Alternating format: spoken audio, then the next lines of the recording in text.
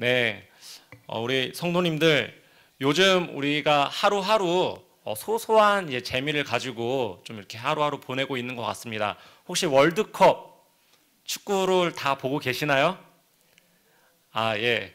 저는 매일 다 보지는 못하고 조금씩 하이라이트 영상을 보면서 지내고 있는데, 그 축구를 보면은 막 감정이 막 왔다 갔다 해요. 화도 나고 막 기대가 되기도 하고 간절하기도 하고 또 신나기도 하고, 평소에 느껴보지 못한 감정들을 그 짧은 5분짜리 영상 안에서 많이 느끼곤 합니다. 오늘 우리가 이 하나님의 말씀 앞에 나아가는 우리 마음이 그러했으면 좋겠습니다. 기대도 되고 또 말씀을 보면서 답답함도 있고, 하지만 그 가운데 간절함을 가지고 나아가는 시간이 되기를 간절히 소망합니다. 사사시대는 우리가 잘 아는 대로 왕이 없는 시대, 대신 이스라엘의 불순종으로 이방 민족의 침략이 있을 때마다 하나님께서 사사라는 지도자를 세워서 이 민족을 구원하던 시대를 가리킵니다. 이런 반복되는 패턴 속에서 미디안족 속의 침략을 막기 위해 하나님께서 세우신 이 5번째 사사가 누구였냐면, 오늘 본문에 등장한 기드온이라는 인물이었습니다. 기드온 다 잘 아시죠? 우리 기드온과 300용사, 우리가 주일학교 때부터 자주 듣던 이야기입니다. 내용 그대로 기드온은 이 300명의 군사를 데리고 한 손에는 무엇? 나팔과 또 다른 한 손에 횃불을 들고 나아가서 단 한 명의 아군 사상자 없이 이 전쟁에서 승리하게 됩니다. 말도 안 되는 이야기처럼 들리지만 그렇기 때문에 하나님께서 이 300명이라는 군사를 준비하게 하셨던 것입니다. 이 모든 전쟁의 승리가 오직 누구에게 있다? 하나님의 은혜와 하나님의 손에, 하나님의 능력에 달려있음을 알려주기 위해서 바로 이렇게 했던 것입니다. 오늘 본문은 바로 이 승리 이후에 이스라엘이 이 기드온에게 한 가지 청을 하는 것으로부터 시작을 하게 됩니다. 오늘 한번 본문을 다시 한번 보실까요? 22절에 이렇게 시작을 하고 있습니다. 그때 이스라엘 사람들이 기드온에게 이르되 당신이 우리를 미디안의 손에서 구원하셨으니 당신과 당신의 아들과 당신의 손자가 우리를 다스리소서 하는지라. 자, 무슨 말이냐 하면, 즉 자신들의 왕이 되어달라고 이 기드온에게 이스라엘 사람들이 간청하고 있는 상황입니다. 충분히 이해가 될 만한 상황이죠. 그 무서운 미디안족 속의 공격을 단 300명의 군사로 완벽하게 막아내고 징벌까지 했으니 충분히 이 기드온이라는 사람이 든든했을 겁니다. 그럼에도 지금 이 이스라엘의 행동은 하나님의 백성을, 하나님께서 이 백성을 다스리시는 방법을 정면으로 거부하는 행위였다고 볼 수가 있습니다. 왜냐하면 잘 생각해 보시기 바랍니다. 지금까지 이스라엘의 지도자를 세우신 분은 누구셨습니까? 하나님께서만이 하실 수 있는 일이었습니다. 더군다나 이 사사는 하나님께 기름 부음을 받아서 당면한 위기를 해결하고 백성을 다시 하나님의 통치 아래로 이끌어가는 사람이었습니다. 그런데 지금 이 이스라엘은 자신들을 통치할 지도자를 하나님이 아닌 누구? 바로 이 기드온이라는 자라고 생각을 하고 필요에 의해 직접 하나님께서 정해주신 대로 나아가는 것이 아니라 선택을 하고 있는 상황이었다는 것입니다. 뿐만 아니라 하나님께서 그들에게 지도자를 보내주신다 하더라도 결국 그들을 통치하는 분은 누구십니까? 하나님이시죠. 아무리 많은 사사들을 이 이스라엘 민족 가운데 보내주셨다 하더라도 이 이스라엘 민족을 통치하는 분은 오직 하나님이셨습니다. 사사는 단지 하나님의 대리자였을 뿐입니다. 그런데 이 이스라엘은 이 기드온에 대해서 어떻게 평가하고 있습니까? 다시 이 22절을 보면 기드온에게 이렇게 이르되 이렇게 무엇라 말하고 있습니까? 우리를 미디안의 손에서 구원한 이가 누구라고요? 기드온 당신이다 라고 이스라엘이 말을 하고 있더라는 것입니다.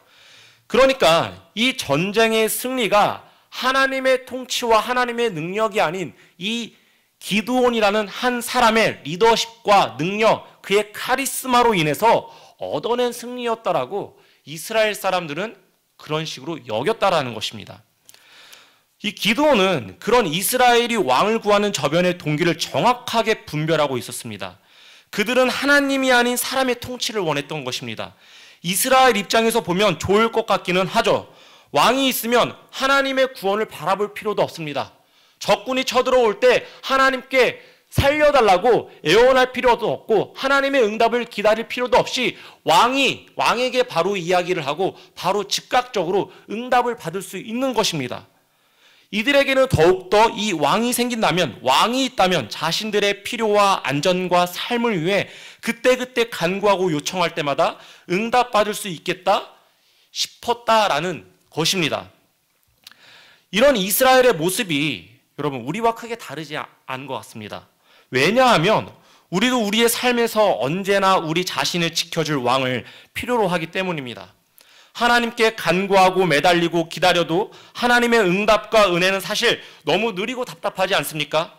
마냥 기다리기에는 우리의 인생이 끝난 것 같은 위기감을 견뎌내는 것이 무척 힘이 드는 겁니다. 그래서 지금 당장 우리의 필요를 채워주고 안정을 가져다줄 왕을 찾기 시작한다는 것입니다. 하나님이 통치하고 채우셔야 할 그 자리에 혹시나 하고 돈을 가져다 놓아봤더니 금세 문제가 해결이 되어버리다라는 것입니다. 그 자리에 내 자녀를 가져다 놓고 명예로운 지위를 가져다 놓고 성공과 건강을 가져다 놓아봤더니 썩 괜찮은 거죠. 삶이 안정감 있고 평화로워졌다라는 겁니다. 실제로 이 돈이나 건강, 명예, 성공 따위에는 이런 능력들이 있습니다. 그리고 그것이 꽤 강력하기도 합니다. 그런 것을 누리는 것이 죄는 아니지만 그 능력을 경험해 본 우리는 그때부터 이것들을 조금씩 더 강렬하게, 더 적극적으로 부르짖고 찾기 시작을 하더라는 것입니다. 나의 왕이 되어달라고, 너만 있으면 지금 내 삶이 정말 좋을 것 같다고, 그렇게 우리의 보좌에 하나님이 아닌 다른 왕들을 채우며 살아가는 우리들의 모습이 바로 이 이스라엘이 기드온을 찾는 모습과 매우 닮았다라는 것입니다. 여러분, 이처럼 우리는 우리 자신을 지켜줄 왕을 이리저리 찾아다닙니다. 그런 이스라엘, 그런 우리를 향해서 기드온이 어떻게 선언을 하고 있습니까? 내가 너희를 다스리지 아니하겠고 나의 아들도 너희를 다스리지 아니할 것이요 여호와께서 너희를 다스리시리라. 아멘. 기드온은 이스라엘의 요청이 하나님 앞에서 정직하지 못한 행위라는 것을 잘 알았습니다. 그들의 순종이 인간 왕이 아니라 이미 계신 왕이신 하나님께 드려져야 할 것이라는 것을 잘 알았다라는 것입니다. 그래서 여호와만이 너희를 다스릴 수 있다는 진리를 선포하고 있는 것입니다. 사랑하는 성도 여러분, 하나님께서 우리의 진정한 왕 되심을 이 시간 인정하십니까? 삶의 기쁨, 안정, 평화, 이 모든 것이 여호와 하나님으로부터 나온다는 것을 아시냐는 겁니다. 우리의 이 조급한 마음과 그로 인한 의심 때문에 너무 성급하게 우리의 보좌에 다른 것들을, 다른 왕들을 섬기고 있는 것은 아닌지 우리가 이 시간 다시 한번 우리의 신앙을 돌아보았으면 좋겠습니다. 아멘? 네. 다시 본문으로 돌아오면, 그런데 지금부터가 중요합니다. 그런데 정말 아이러니한 것은 아주 정직하고 순결한 고백을 했던 이 기드온, 너희의 왕은 내가 아니라 여호와 하나님이다. 너희를 다스릴 자는 내가 아니라 여호와 하나님만이 너희를 다스리신다라고 고백했던 이 기드온이 그 뒤에는 자신이 한 말과 아주 모순되는 아이러니한 행동들을 일삼고 있다라는 것입니다. 기드온은 이스라엘 백성의 왕이 되기를 거절했고 또한 그 영예는 오직 하나님께만 속한다는 것을 정확하게 알았습니다. 그리고 그것을 백성들에게 선언했죠. 그러나 그러고 나서 기드온은 갑자기 이스라엘 백성들에게 왕이 받아야 할 영예를 하나둘씩 요구하기 시작을 합니다. 우리 24절 말씀을 한번 같이 볼까요? 네, 24절입니다. 우리 같이 한번 읽어보겠습니다. 기드온이 시작.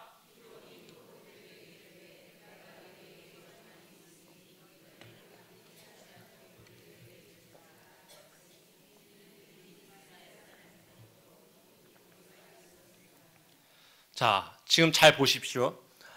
이 기드온이 이스라엘을 향해 자, 너희를 구원한 하나님은 여호와 하나님이 너희를 구원한 자는 여호와 하나님이시고 앞으로도 너희를 통치할 자는 여호와 하나님이시야 라고 말을 한 뒤에 바로 지금과 같은 이야기를 한 것입니다. 그런데 너희가 이 미디안으로부터 탈취한 금귀고리를 나에게 좀 나눠주면 좋을 것 같아. 그 탈취한 그 금귀고리를 나에게 줬으면 좋겠어 라는 이야기를 했더라는 것이죠. 바로 그 이야기로 인해서 이스라엘 사람들은 그 금귀고리를 모으고 또 장식과 폐물, 이 미디안 왕들이 입었던 이 왕들의 의복을 모아서 기드온에게 주게 됩니다. 다시 말해서 이 백성을 해박시킨 몫으로 금전적인 보상을 지금 이 이스라엘에게 요구하고 있더라는 것입니다. 그렇게 해서 모은 금귀고리의 무게가 얼마라고요? 1700세겔이었다라고 말을 하고 있습니다. 제가 이거 굳이 계산을 하는 게 의미 없을까도 열겠지만 우리 성도님들의 이해를 보태기 위해서 한번 시간이 남아서 설교 준비하는 동안 남아서 한번 계산을 한번 해봤어요. 1세겔은 우리 이제 무게로 우리가 잘 아는 무게 단위로 그람수로 11.42g이라고 합니다. 그러니까 1700세겔이니까 거기에 1700을 곱해야 되겠죠? 그랬더니 약 19,414g이었다고 합니다. 자, 금이 19,414g 순금이 있는 것입니다. 여러분, 우리 한 돈이 몇 g인지 아십니까? 저도 처음 알았어요. 금에 별로 관심이 없어서. 3.75g 정도 된다고 합니다. 그러니까 한 돈이 3.75g이니까 또 이 19,414g을 3.75로 나누니 5,177돈. 제가 수학을 참 잘했습니다.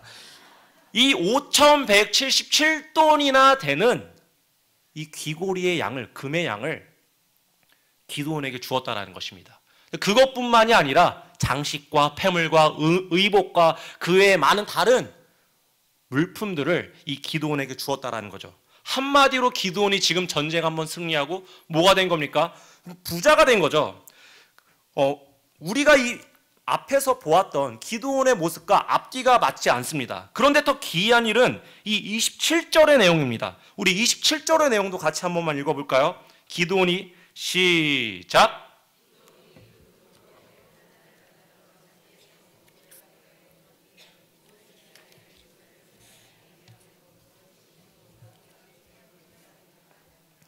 자, 도대체 이게 무슨 일일까요?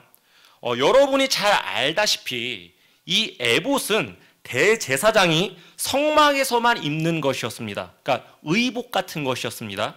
근데 성막은 또한 어떤 곳입니까? 하나님의 백성 중에 임재하시는 장막이었고 이 당시에 그 성막은 이 실로라는 지역에 있었습니다. 그리고 또한 이 에봇 앞에는 우림과 둠밈이라는 이 두 돌이 있었는데 이것은 하나님께로부터 그렇다, 아니다. 그러니까 하나님의 뜻을 응답받는 데 사용되는 것이 바로 이 우림과 둠밈이라는 돌이었다라는 것입니다. 그러니까 다시 말해 이 에봇은 하나님이 거하시는 참 장소를 나타냈고 위기 때 하나님의 뜻을 분별하는 방법이 바로 이 에봇이었다라는 것입니다. 그런데 더 중요한 건 하나님의 율법에 의하면 이 에봇은 하나만 있어야 된다라고 이야기를 했다라는 거죠. 두 개도 아니라 단 하나. 그런데 이 기드온이 그런 에봇이 이미 실로에 있는 성막 가운데 존재하는데도 불구하고 자신이 에봇을 독자적으로 만들어 자신이 살고 있는 성읍 이 에브나에 두었다라는 것입니다. 즉 자기 동네를 지금 무엇으로 만든 거예요? 실로와 경쟁하는 예배 장소로 만들었다라는 것이죠. 사람들이 하나님의 뜻을 구하며 하나님을 찾을 때 기드온은 이들이 자신에게 와서 지도를 받고 조언을 구하고 자신으로부터 하나님을 찾기를 바랬다라는 것입니다. 결국 그는 왕의 자리를 거절했지만 오히려 더 어떠합니까? 왕보다도 더한 권위와 영향력을 행사하기 바라는 마음이 그 기드온 마음 가운데 가득했다라는 것입니다. 그 뒤의 이야기를 보면 그의 모습이 점점 더 과간입니다. 왕처럼 행동한 모습들을 더 자세하게 살펴볼 수 있습니다. 그의 가족 구성원을 보면요, 아내들로부터 70명의 아들을 뒀고 첩이 낳은 아들도 하나 있었다라고 이야기를 합니다. 우리 많은 아들을 두는 그런 가족 구성원은 우리 이 성경이 쓰여졌던 이 구약 시대 때 누구만이 가능했던 일이었습니까? 이 70명의 아들, 왕만이 가능했던 일이었죠. 그리고 그 가운데 심지어 기드온은 자신의 서자였던 그 서자의 이름을 아비멜렉이라고 짓기까지 하는데 그 의미가 무엇이었는가 봤더니 나의 아버지는 왕이시다 라는 의미를 가지고 있었다라는 것입니다. 기드온은 왕이 되는 것을 명목상으로는 거절했지만 현실에서는 왕처럼 행세를 했던 것입니다. 아니, 너무 황당하지 않습니까? 이 모든 일은 기드온이 너희를 다스릴 분은 여호와 하나님뿐이시다라고 선언한 이후에 일어난 일들이라는 거죠. 어떻게 기드온은 자신이 왕의 자리를 거절해놓고 왕처럼 행동할 수 있었을까요? 다른 선의가 있었을까요? 아니면 어떤 그저 위선이었던 걸까요? 간단히 정리하면 이런 겁니다. 머리로는 알았는데 행동이 되지 않았던 것입니다. 지적으로는 알았지만 마음이 완전히 사로잡히지 않았기 때문이라는 것입니다. 기드온은 하나님의 통치와 지혜에 대한 교리를 너무나도 정확하게 알고 있었고 어떤 상황에서든 올바른 대답을 할 수 있는 능력이 있던 사람이었습니다. 그러나 그가 간과한 것은 무엇이냐면 하나님에 대한 바른 신앙은 진리에 대한 지적 깨달음이 전부가 아니라는 것을 몰랐다라는 것이죠. 아니, 어쩌면 그마저 알고도 행하지 않은 것일 수 있겠습니다. 어쨌든 그는 이 진리가 어떻게 우리의 삶 전체에서 작동하고 시행될 수 있는지 정말로 제대로 이해하지 못했던 것입니다. 그렇게 기드온은 자신의 생각과 행동 사이에 큰 간격이 있었고 그 간격은 점점 더 커져만 가고 있었다라는 것입니다. 즉, 이 기드온의 잘못은 진리라고 아는 것을 삶 속에서 실행하지 않은 것이었다라는 것입니다. 우리가 습관적으로 하는 말 중에 그런 말들이 있죠. 이 모든 영광을 하나님께 올려드리겠습니다. 하나님, 이 모든 영광 홀로 받으시옵소서. 하나님은 우리의 왕이십니다. 이런 말들을 우리가 주문 외우듯이 굉장히 자주 합니다. 우리 초등부 아이들도 이런 말들을 쓰더라고요. 네, 맞습니다. 우리는 이런 것들을 너무 잘 알고 있습니다. 하나님께서 우리의 왕이시고 홀로 영광 받으시고 그러기에 합당하신 분이라는 것을 우리는 너무나 잘 알고 있다라는 것입니다. 그리고 그것을 주문처럼 우리의 삶 속에서 습관적으로 술술 나오다라는 것이죠. 이 말인즉슨 우리 중에 하나님이 어떤 분이시고 그분의 영광이 얼마나 위대하고 그분을 위해서 우리가 어떻게 살아야 하는지 이 머리로 모르는 사람들은 거의 이제는 잘 없다라는 것입니다. 그런데 중요한 것은 우리 역시도 기드온이 왕의 자리를 거절하며 우리를 다스리는 분이 여호와라고 고백했던 것처럼 하나님이 우리의 왕이 되십니다. 홀로 영광 받으셔야 할 분입니다. 라고 고백을 하더라는 것이죠. 다시 한번 말씀드리겠습니다. 바로 그 기드온이 너희를 다스릴 분은 여호와 하나님이시다. 그분만이 우리의 통치자시다. 라고 고백했던 것처럼 우리 역시도 그렇게 하나님이 한 분이시고 영광 받으실 분이고 우리의 왕이시다라고 말은 한다라는 것입니다. 그러나 이런 고백 뒤에 우리 마음 안에 무슨 일들이 일어납니까? 인정과 칭찬, 누군가에게 조금이라도 영향력이라는 것을 끼치고 싶은 욕망이 조금씩 슬금슬금 올라오기 시작한다라는 것이죠. 누군가에게 계속 필요한 존재가 되고 싶어 하는 것입니다. 이왕이면 사람들이 나에게 와서 지도받고 응답, 구원, 격려받기를 원하는 겁니다. 그래서 스스로 무엇을 만들기 시작을 합니까? 이 에봇을 만들어 입기 시작을 한다라는 것이죠. 왕의 자리는 고상하게 거절했지만 나 혼자 스스로 그 에봇을 만들어서 마치 내가 왕이 된 것처럼 하나님이 계셔야 할 자리를 내가 하나씩 채워나가며 그러한 나의 존재를, 나의 그러한 정체성을 거기서 발견하고 거기서 찾으려고 한다라는 것입니다. 여러분, 이런 일들이 우리 주위에서만 일어납니까? 바로 이 교회에서도 일어날 수 있는 일들이죠. 우리 유명한 설교자였던 이제 찰스 스펄전이라는 목사님이 이런 말씀을 하셨습니다. 자신의 영혼을 구원하려면 사역에 뛰어들지 말라. 이게 무슨 말일까요? 그러니까 우리에게 부여된 직분과 사명이 하나님을 섬기고 공경하는 자리가 아니라 우리 자신이 영향력과 영예를 얻으려고 하기가 매우 쉽다라는 것입니다. 물론 여전히 하나님이 왕이시라고 말은 하지만 이미 우리가 각 자리에서 왕이 되어 서 있더라는 것입니다. 필요한 존재가 되려 하고 스스로 에봇을 만들어서 입고 있더라는 것이죠. 바로 우리 교회 안에서 그 사역의 자리가 그만큼 위험하고 우리에게 그러한 유혹들을 가져다 줄 수 있더라는 것이죠. 사랑하는 성도 여러분, 지금 우리의 마음과 행동의 간격이 얼마나 벌어져 계십니까? 하나님이 왕이시라고 고백하는 그 자리에서 사실은 우리가 왕으로 군림하고 있지는 않습니까? 가정의 주인이 하나님이시고 내 직장의 주인이 하나님이시고 이 교회의 주인이 하나님이시고 이 우주 만물 세상의 주인이 하나님이십니다 라고 고백은 하지만 이미 우리가 그 자리에 왕이 되어 있지는 않냐라는 것입니다. 내 영향력이 가정과 직장과 교회를 움직이는 것에 대하여 즐거워하고 기뻐하고 그것을 내가 더욱더 적극적으로 필요로 하는 그런 모습으로 살아가고 있지는 않냐라는 것이죠. 우리가 지금 그러한 상황 가운데 놓여 있다면, 내가 만든 에봇을 여전히 껴입고 있다면 오늘 이 시간 우리가 그 에봇을 벗어던지는 시간들이 되었으면 좋겠습니다. 지금은 당장 그런 음보화를 얻는 것 같고 사람들이 나를 위하는 것 같지만 그것은 우리에게 축복이 아니라 오늘 말씀에서 무엇이라 말씀합니까? 온 이스라엘이 그것을 음란하게 위함으로 그것이 그의 길에 그의 집에 올무가 되니라.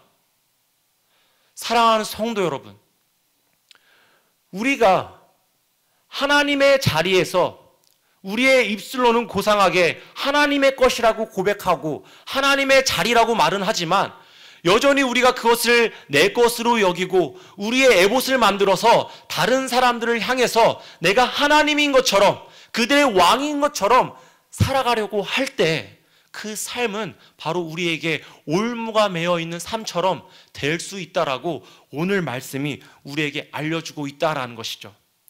그러므로 사랑하는 성도 여러분, 오늘 이 자리에서 우리가 이제는 그 에봇을 우리가 입고 있던, 우리가 꿰매어 만들었던 그 의복을 벗어 던지는 시간이 되기를 간절히 소망합니다. 하나님께서 우리의 왕이심을 선언하고 하나님께서 모든 자리의 주인이심을 선포할 수 있는 이 예배의 시간이 되기를 간절히 소원합니다. 그리고 우리가 그 의복을 이제는 벗었다면 이제는 이 모든 사사들의 원형이셨던 그 한 분을 우리가 같이 기억했으면 좋겠습니다. 그분이 누굴까요? 바로 예수 그리스도십니다. 그분을 우리가 다시 바라보아야만 그 의복을 벗어 던졌을 때 다시 한번 우리가 하나님이 우리의 왕이심을 온전히 발견할 수 있는 자리로 나아갈 수 있게 되는 것입니다. 예수님이 어떤 분이셨습니까? 이 기드온과 달리 예수님은 진정한 왕이셨고 진정한 에봇을 입으신 분이셨고 이 진정한 성막이셔서 하나님의 궁극적인 처소가 되시는 분이 바로 예수님이셨습니다. 그리고 그런 예수님이 하신 일들이 무엇이었습니까? 하늘의 보좌에 앉으신 그 분이 하늘의 지위를 가지고 왕이신 그 왕의 직분을 가지신 분이 어떤 일들을 하셨습니까? 권력으로 나라를 지배하고 그 영향력을 행사하기를 기뻐하셨습니까? 그것을 거부하셨죠. 왜냐하면 그가 이 땅에 온 것은 섬김을 받으려 함이 아니라 도리어 섬기려 하고 자기 목숨을 많은 사람의 대속물로 주려 하기 위해 이 땅에 오셨기 때문입니다.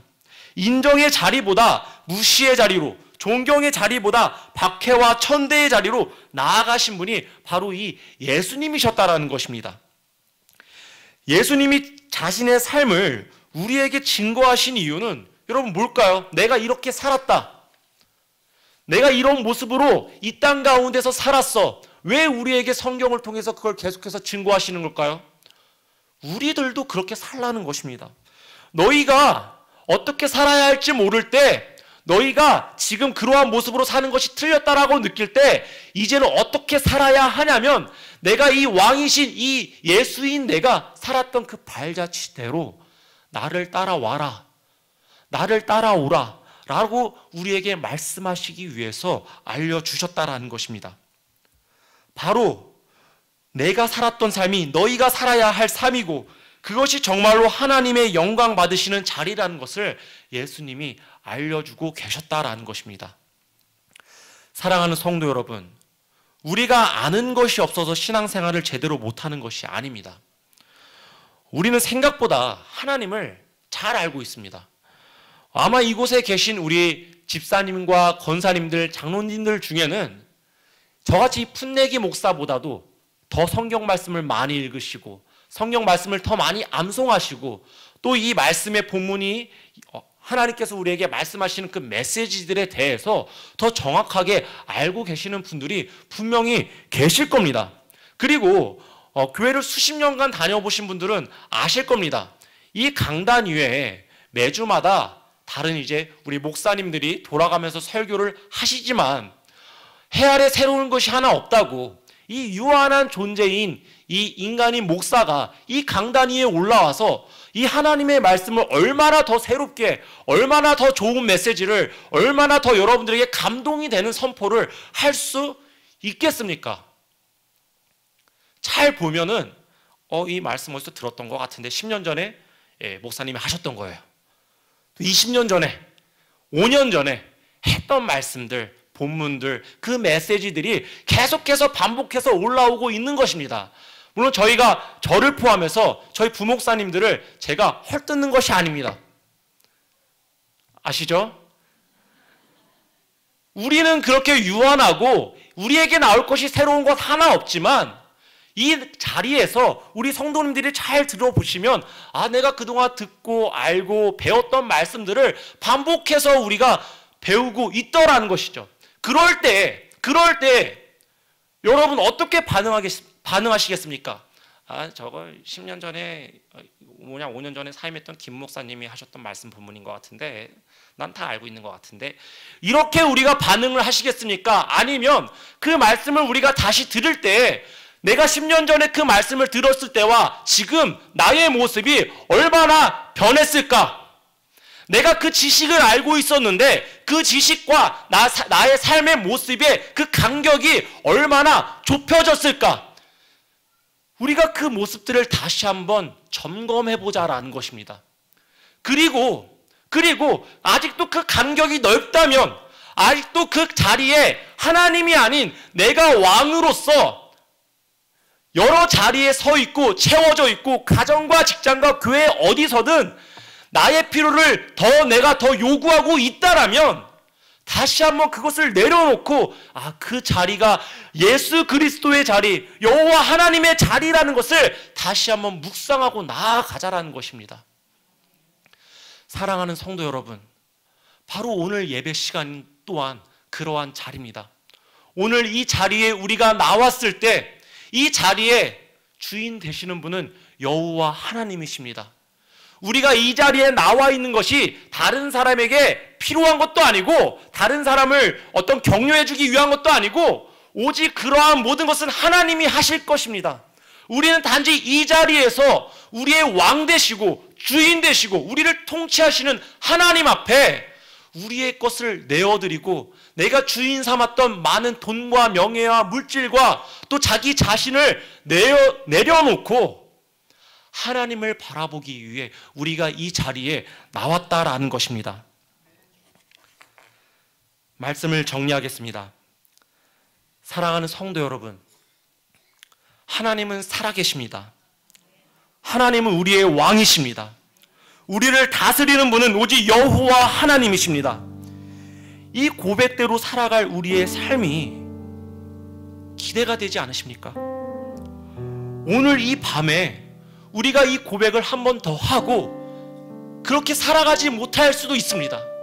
그러나 우리에게 다시 한번 그 간격을 알게 하셔서 그 소망을 품게 하시고 그것을 좁혀 나아갈 수 있도록 우리를 인도하시는 하나님의 능력이 우리와 함께하고 있다는 것을 알고 있다면 여러분, 오늘 이후의 삶 또한 살아볼 만한 것입니다. 오늘 이 자리에 우리가 돌아갈 때 그러한 마음으로 돌아갔으면 좋겠습니다. 하나님 우리의 왕이 되십니다. 여호와 하나님께서 우리의 주인이 되십니다. 내가 이제는 이 에봇을 벗어 던지겠습니다. 어느 누구도 나에게 찾아오지 않더라도 지금 내가 이 금은보화를 갖지 못하게 된다 할지라도 하나님께서 내 삶 다스리실 때 나의 삶은 승리한 것입니다. 주님 나와 함께하여 주시옵소서. 우리 이 시간 함께 찬양하며 하나님 앞에